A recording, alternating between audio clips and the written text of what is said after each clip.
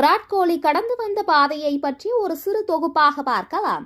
விராட் கோலி டெல்லியில் நவம்பர் 5ஆம் தேதி 1988ஆம் ஆண்டு பிறந்து வளர்ந்தார்.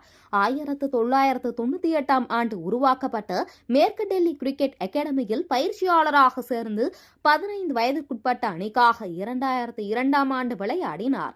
அதுவே அவரது முதல் ஆட்டம் என சொல்லலாம். அதனை அடுத்து 2006ஆம் ஆண்டு பிப்ரவரி மாதம் சர்வீஸுக்கு எதிரான ஒருநாள் போட்டியில் டெல்லி அணிக்காக விளையாடி விராட் கோலி அறிமுகமானார். ஆனால் அந்த ஒருநாள் கிரிக்கெட் போட்டியில் விராட் கோலிக்கு பேட்டிங் செய்ய வாய்ப்பு கிடைக்கவில்லை. அதனைத் தொடர்ந்து 2006ஆம் ஆண்டு நவம்பர் மாதம் தமிழ்நாடு அணிக்கு எதிராக பேட்டிங் செய்து 10 ரன்களை மட்டுமே எடுத்தார்.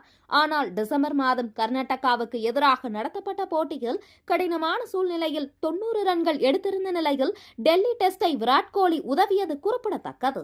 பின்னர் 2008ஆம் ஆண்டு மலேசியாவின் கோலாலம் ஊரில் நடத்தப்பட்ட ICC அண்டர் 19 உலகக்கோப்பையில் விராட் கோலி 19 வயதிற்குட்பட்ட இந்திய கிரிக்கெட் அணியை வெற்றி பெற செய்வதற்காக RCBயிடம் இருந்து 30,000 IPL ஒப்பந்தம் பெற்று விளையாடினார் என்பது குறிப்பிடத்தக்கது.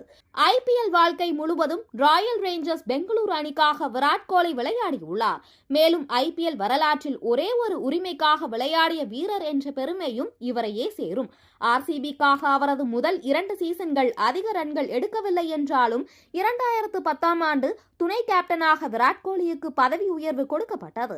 அவர் சில சிறப்பான ஆட்டத்தை வெளிப்படுத்திய நிலையில் லீக் தொடரில் விளையாடி சென்னை சூப்பர் கிங்ஸ் அணியிடம் கோலி அணி படுதோல்வியை சந்தித்தது. 2013ஆம் ஆண்டு துணை கேப்டனிலிருந்து விராட் கோலி கேப்டனாக நியமிக்கப்பட்டார். அதனைத் தொடர்ந்து 8 சீசன்களில் RCBயை தொடர்ந்து வழிநடத்தி பேட்டிங் வரிசையில் அதிக ஸ்கோர்கள் எடுத்தார்.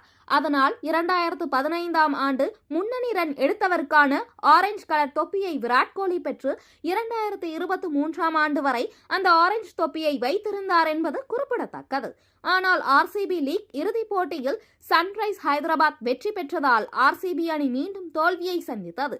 கடந்த 2013ஆம் ஆண்டு இந்திய கேப்டனாக இருந்த MS தோனி காயமடைந்த நிலையில் விராட் கோலி முதல் முறையாக மேற்கிந்திய தீவுகளில் நடந்த தொடரில் விளையாடி முன்னிலை வகித்தார். 2014ஆம் ஆண்டு நடைபெற்ற ஆசிய கோப்பை MS தோனி இல்லாத நிலையில் விராட் கோலி இந்தியாவுக்கு கேப்டனாக இருந்தது குறிப்பிடத்தக்கது.